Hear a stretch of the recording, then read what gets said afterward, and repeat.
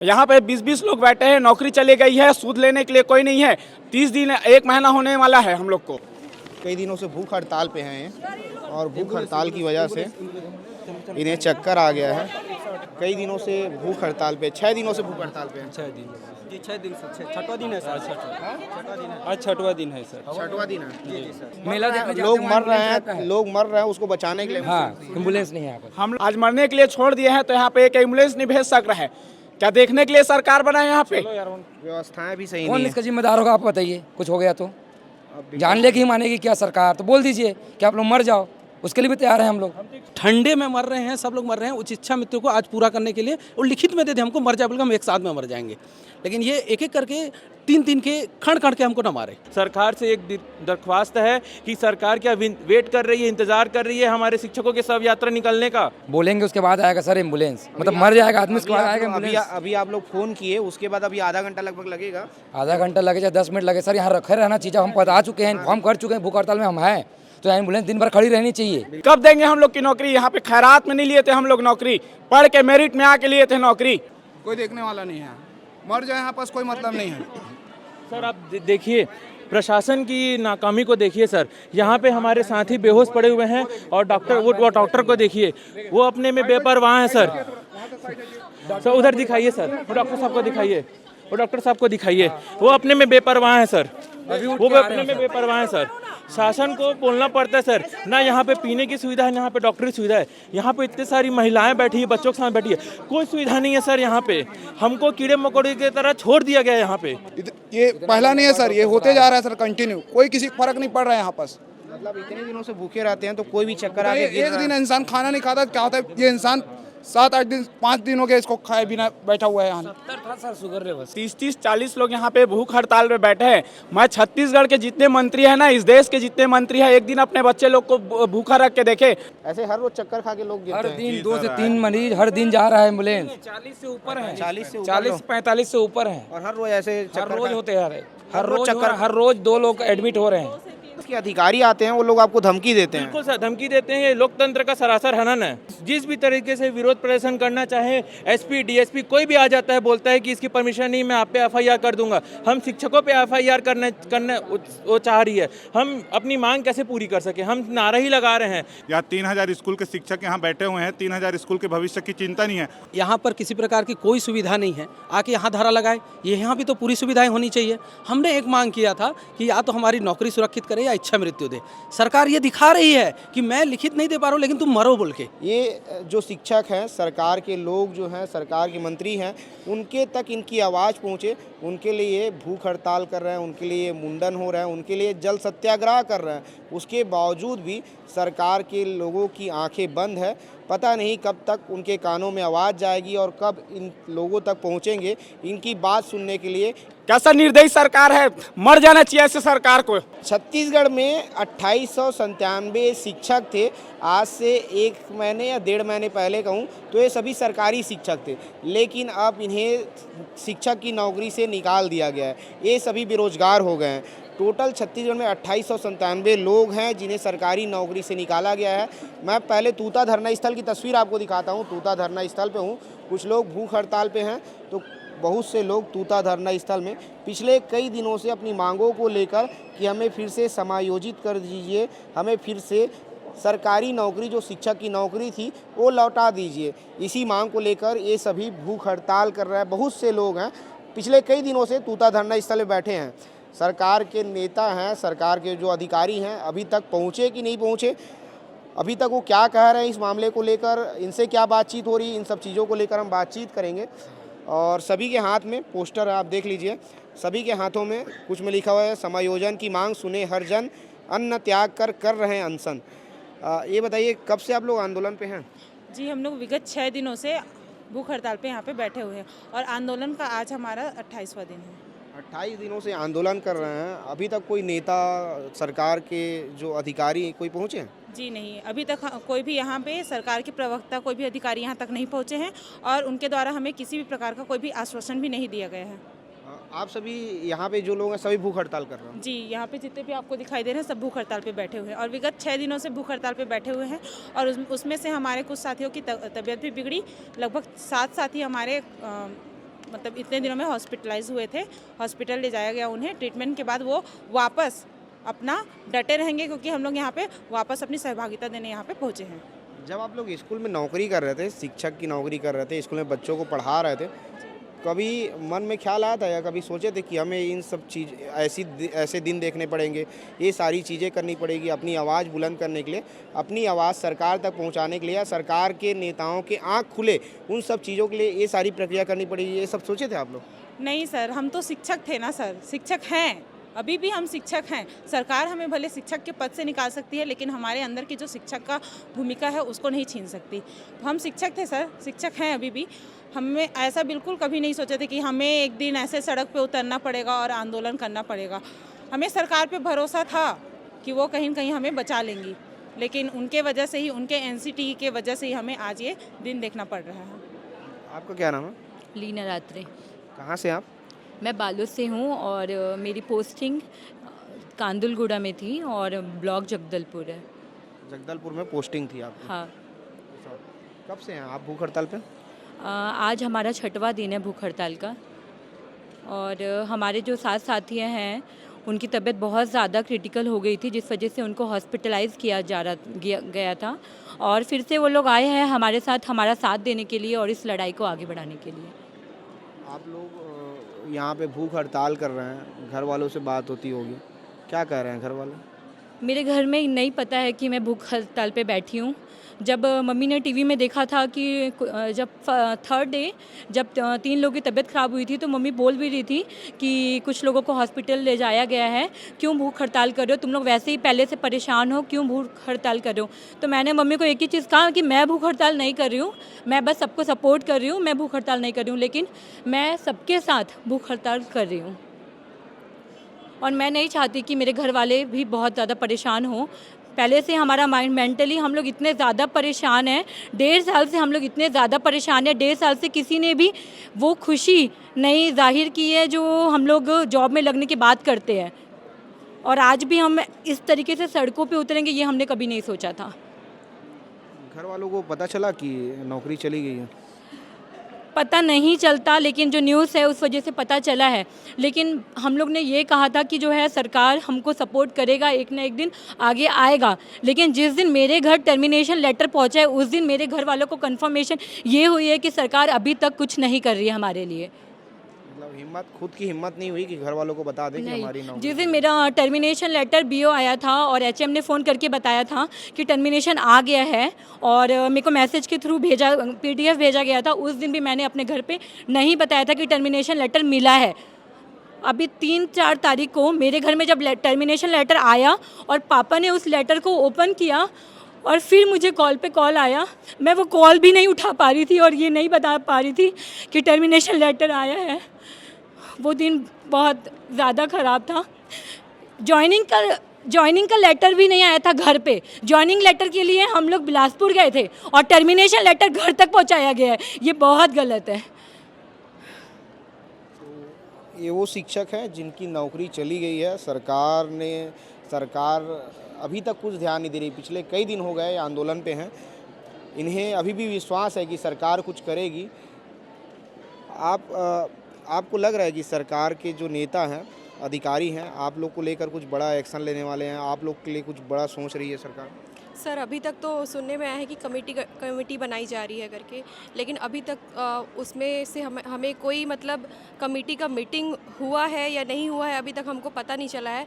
और कमेटी में 5 मेंबर्स बनाए गए हैं। तो हमारी मांग ये है सर कि उन 5 सदस्य में से एक सदस्य हमारे B.Ed सहायक शिक्षक को भी ऐड किया जाए।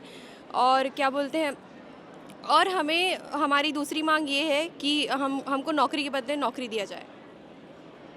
लेकिन ये तो 1.5 साल हो गया ना, आप लोग अभी से मांग नहीं कर रहे हो। आप लोग की जब नौकरी थी, जब आप लोग पढ़ा रहे थे बच्चों को, तब भी सरकार को पता था ये बात और आप लोगों को भी पता था। सरकार फिर भी कोई प्रयास नहीं की। 1.5 सालों में जो सरकार प्रयास नहीं की वो अभी कुछ प्रयास कर लेगी आप लोग के लिए, जब आप लोग आंदोलन कर रहे हो इतनी बड़ी?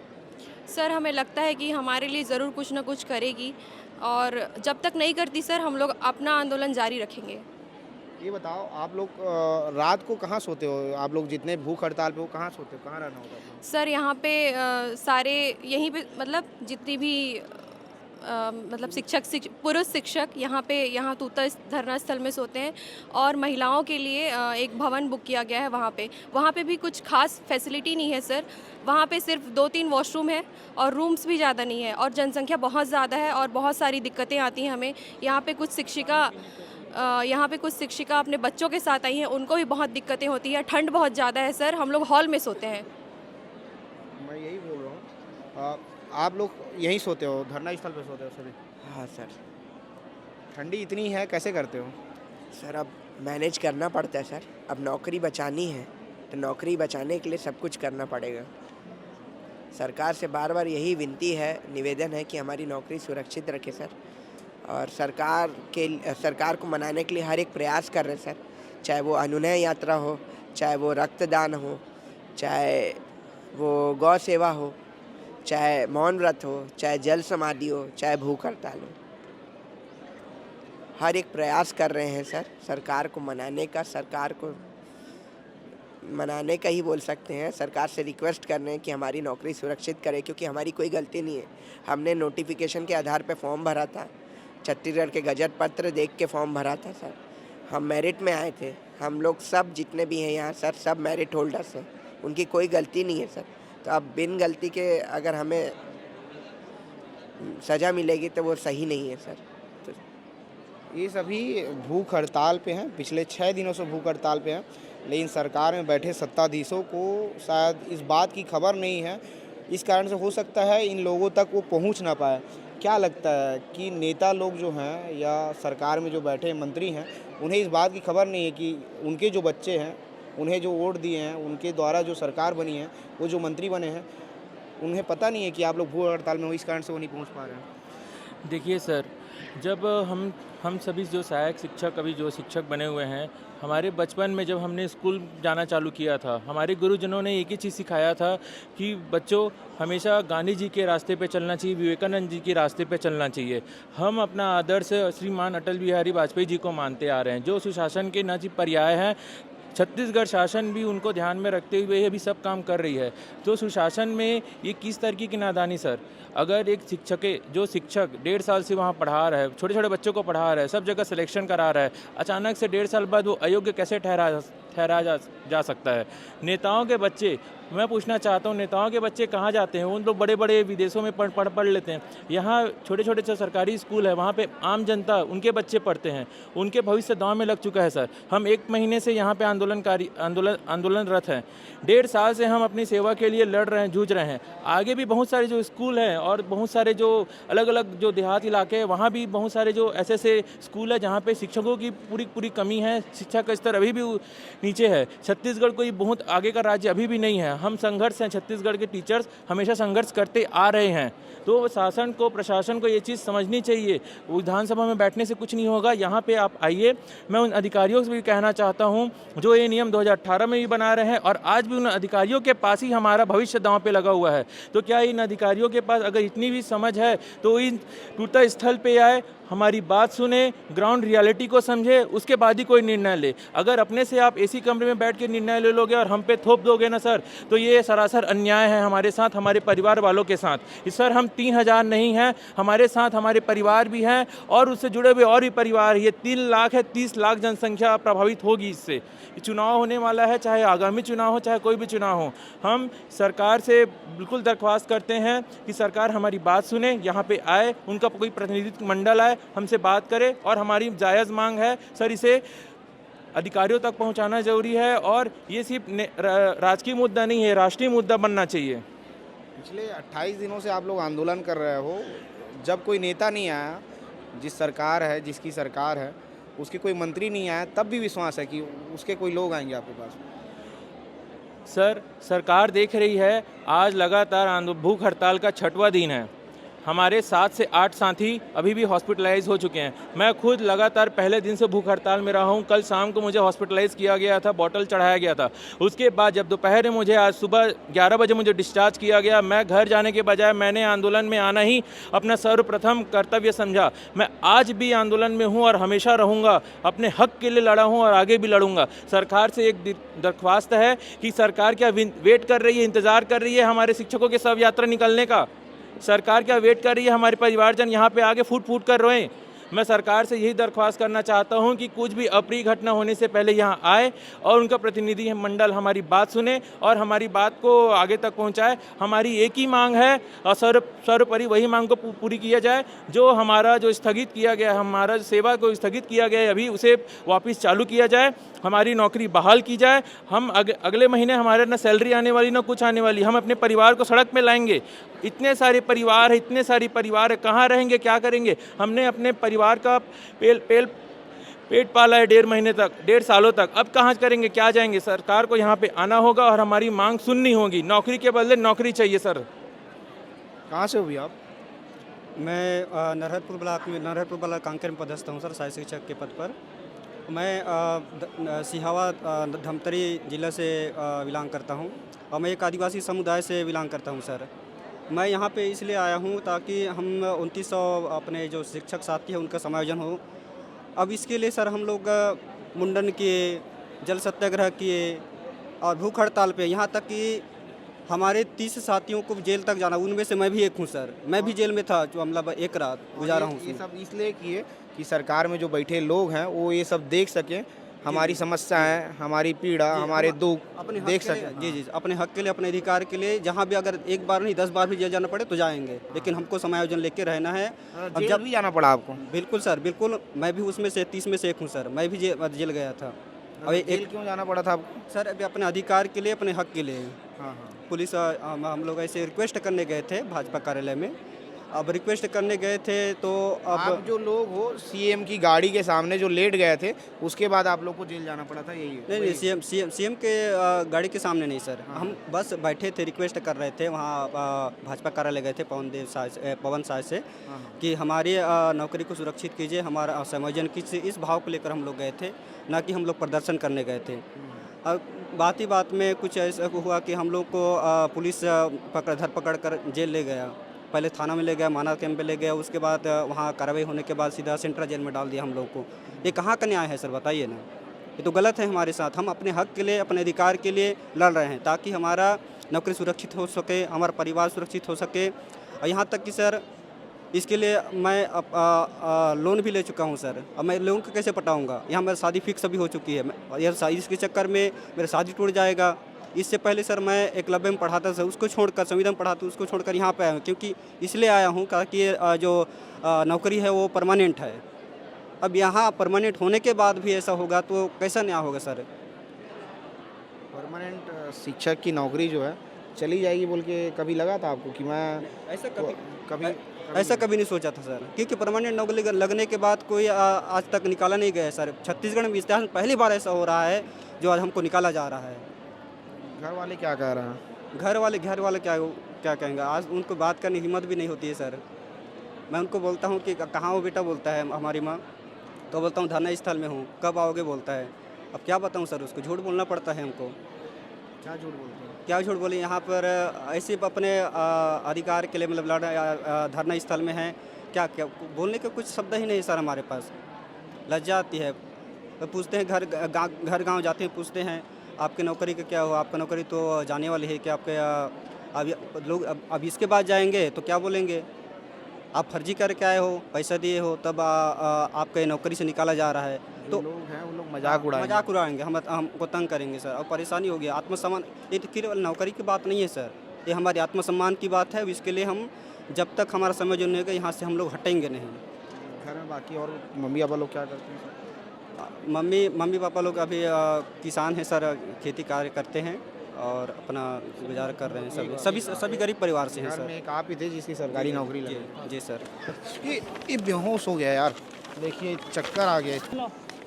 कई दिनों से भूख हड़ताल पे हैं और भूख हड़ताल की वजह से इन्हें चक्कर आ गया है। इसको किनारे करो भाई, ऊपर ले जाओ, यहीं से ले जाओ। भूख हड़ताल की वजह से चक्कर आ गया है। भूख हड़ताल की वजह से चक्कर आया? जी सर, 6वां दिन है। देखिए कई दिनों से भूख हड़ताल पे, 6 दिनों से भूख हड़ताल पे। 6 दिन जी, 6 दिन सर, 6वां दिन है सर। आज 6वां दिन है सर। 6वां दिन है जी सर। डॉक्टर वॉक्टर आते कि नहीं आते देखने यहाँ पे? आते हैं बीच बीच में चेकअप के लाते, बीपी सुबह चेकअप शाम आते हैं? जैसे सवेरे आते हैं और दोपहर में भी आते हैं। आज तो दोपहर में आए नहीं हैं सर अभी तक। अच्छा आए हैं। वो देखिए वैसे डॉक्टर आते हैं, बेहोश हो गए बैठे हैं वहाँ पर, देखिए बैठे हैं उधर, सर बैठे हुए हैं। बैठे देखिए, ये देखिए ग्लूकोज ही आप चेक कर ऐसे रहे हो। डॉक्टर को भेज रहे हैं यहाँ पर, ये चल रहे हैं यहाँ। किधर है? वो देखिए वो बैठे डॉक्टर नहीं बैठे हैं जी। वैसे वो देखिए वहाँ पर बैठ के चेक कर रहे हैं। यहाँ पर बेहोश पड़ा है, कोई मतलब नहीं, कोई देखने वाला नहीं है। मर जाए यहाँ पास कोई मतलब नहीं है। सर आप देखिए प्रशासन की नाकामी को देखिए सर। यहाँ पे हमारे साथी बेहोश पड़े हुए हैं और वो डॉक्टर को देखिए, वो अपने में बेपरवाह है सर। सर उधर दिखाइए सर, वो डॉक्टर साहब को दिखाइए, वो डॉक्टर साहब को दिखाइए, वो अपने में बेपरवाह है सर। वो अपने में बेपरवाह है सर।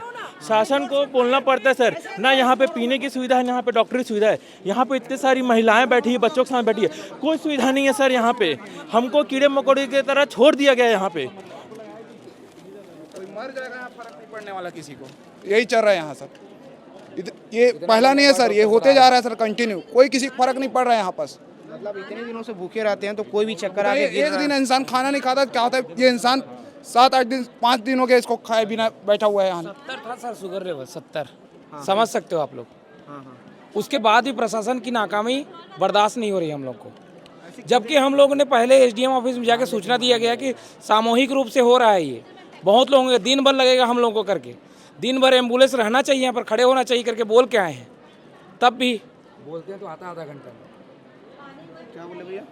बोलेंगे उसके बाद आएगा सर एम्बुलेंस, मतलब मर जाएगा आदमी उसके बाद आएगा एम्बुलेंस। अभी आप लोग फोन किए, उसके बाद अभी आधा घंटा लगभग लगेगा। आधा घंटा लगे चाहे 10 मिनट लगे सर, यहाँ रखे रहना चाहिए। जब हम बता चुके हैं, इन्फॉर्म कर चुके हैं भूख हड़ताल में हम हैं, तो एम्बुलेंस दिन भर खड़ी रहनी चाहिए। बिल्कुल होनी चाहिए। तो क्यों नहीं आ रहा है? कुछ हो जाएगा तो कौन जवाबदार होगा उसका? हम तो सूचना दे के भूख हड़ताल पे बैठे हुए हैं ना, बिना सूचना दे के तो नहीं बैठे हुए हैं भूख हड़ताल पे।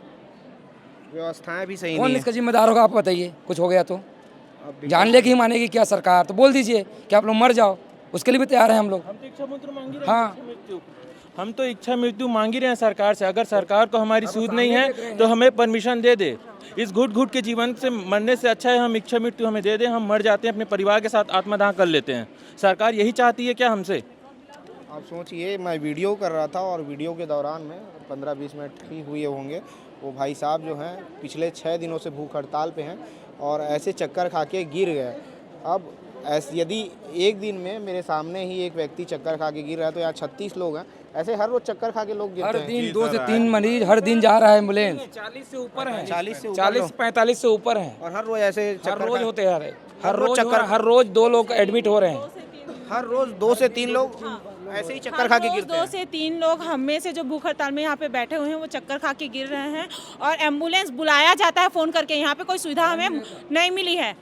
फ़ोन करके बुलाएंगे तो 10 मिनट 20 मिनट आधा घंटे बाद एम्बुलेंस यहाँ पहुँचेगी सर। मेला होता है, अग्निवाहक यंत्र वहाँ लगा रहता है ना, ताकि जले मत कुछ मत हो, पहले से सुरक्षा रहता है ना। एम्बुलेंस भी रहता है। और यहाँ क्या हो रहा है, नौकरी जा रहा है तो एम्बुलेंस नहीं है, यहाँ भूख हड़ताल कर रहे हैं तो एम्बुलेंस नहीं है, मेला देखने जाते हैं, लोग मर रहे हैं उसको बचाने के लिए। हाँ, एम्बुलेंस नहीं है यहाँ पर। हम लोग कहीं चले जाते हैं ना तो वहाँ पे 10 प्रकार का पुलिस प्रशासन खड़ा हो जाएगा, प्रशासन लग जाता है कि सूचना दो, ये दो, वो करो, परमिशन लो, फलान करो, ढेकान करो करके। आज मरने के लिए छोड़ दिए हैं तो यहाँ पे एक एम्बुलेंस नहीं भेज सक रहा है। क्या देखने के लिए सरकार बनाए यहाँ पे? यार उनको जल्दी। और कहीं चले जाएंगे ना तो बोलेंगे कि तुम लोग ये नहीं करते हो, परमिशन नहीं लेते हो। आज परमिशन लेकर बैठे हैं भूख हड़ताल में, यहाँ सरकार यहाँ पे मीटिंग कर रहा है। हम जिस भी तरीके से विरोध प्रदर्शन करना चाहे, एसपी डीएसपी कोई भी आ जाता है, बोलता है कि इसकी परमिशन नहीं, मैं आप पे एफआईआर कर दूंगा। हम शिक्षकों पे एफआईआर करने वो चाह रही है। हम अपनी मांग कैसे पूरी कर सके? हम नारा ही लगा रहे हैं, विरोध प्रदर्शन करना चाहते हैं किसी संस्था के खिलाफ जो हमारे अगेंस्ट है, उसके खिलाफ भी हम अगर कुछ बोलते हैं तो बोलते हैं कि हम आपके ऊपर एफआईआर कर देंगे। ये कहाँ का न्याय है सर? हम विरोध भी ना कर सके। अब मतलब जो पुलिस के अधिकारी आते हैं वो लोग आपको धमकी देते हैं। बिल्कुल सर, धमकी देते हैं। ये लोकतंत्र का सरासर हनन है, मेरे वोट का हनन है। मैं बोलता हूँ सर, यहाँ पे 30-40 लोग यहाँ पे भूख हड़ताल पे बैठे हैं। मैं छत्तीसगढ़ के जितने मंत्री हैं ना, इस देश के जितने मंत्री हैं, एक दिन अपने बच्चे लोग को भूखा रख के देखे, आटा दाल का भाव पता चल जाएगा। यहाँ पे 20-20 लोग बैठे हैं, नौकरी चली गई है, सूद लेने के लिए कोई नहीं है। 30 दिन 1 महीना होने वाला है हम लोग को। कब देंगे हम लोग की नौकरी? यहाँ पे खैरात में नहीं लिए थे हम लोग नौकरी, पढ़ के मेरिट में आके लिए थे नौकरी। उन लोग कैसे एक चुनाव होता है उसके बाद रिजल्ट के लिए वेट करते हैं, 2 दिन नहीं रुक सकते, तुरंत यहाँ पे चुनाव का रिजल्ट आता है। हमारी यहाँ क्या बोलते हैं, नौकरी चले गई है, कब से बोल रहे हैं कि हम हमारा समायोजन करो करते, कमेटी पे कमेटी खेल रहे हैं यहाँ पे। वहाँ पे उनको चुनाव कराने के लिए मीटिंग हो रहा है और यहाँ पे हमारी नौकरी देने के लिए 3000 हम लोग बच्चे हैं यहाँ उनके लिए नौकरी देने के लिए यहाँ पे उनको कुछ नहीं हो रहा है। कैसा निर्दयी सरकार है, मर जाना चाहिए ऐसे सरकार को, मैं बोलता हूँ। या तो सरकार हमें मार दे। और हम लोग को या तो अगर हम लोग कहीं आते जाते हैं तो उसके 10 प्रकार हम लोग के ऊपर FIR होगा, तो हम लोग के परमिशन लेना पड़ेगा, तो और कुछ लेना पड़ेगा। मंत्री के यहाँ जाएंगे तो भगा देगा दुनिया भर के प्रशासन को बुलाकर, तो किसके पास जाए हम लोग? इसीलिए उनको वोट देकर बैठाए हैं क्या, बनाए हैं क्या हम लोग CM PM? एक प्राइवेट स्कूल के उद्घाटन के लिए मैं कल ही पेपर में पढ़ रहा था, वहाँ CM जा सकता है, डिप्टी CM जा सकते हैं, है ना, 7-8 विधायक जा सकते हैं, है ना। सिमरिया में कल स्कूल का एक उद्घाटन हुआ है, आप भी जान रहे हैं उस चीज़ को। या 3000 स्कूल के शिक्षक यहाँ बैठे हुए हैं, 3000 स्कूल के भविष्य की चिंता नहीं है। आप बोले ना भाई आपको प्राइवेट जैसा सुविधा चाहिए, मैं यहाँ से वहाँ पूरा सुविधा लगा देंगे हम लोग अपने घर का पैसा लगा के। बस आके 10 मिनट बात कर लीजिए हमसे।